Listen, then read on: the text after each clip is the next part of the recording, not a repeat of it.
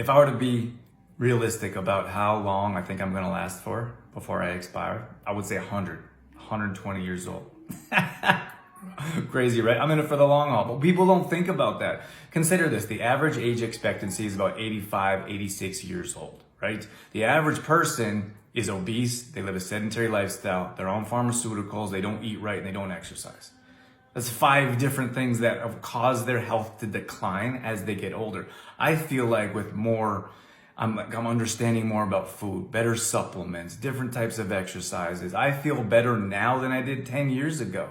And my health is only getting better. Instead, we have the mindset of our health should decline as we get older.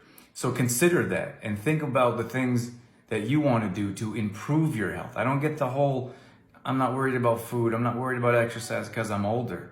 Think about quality of life and improve it.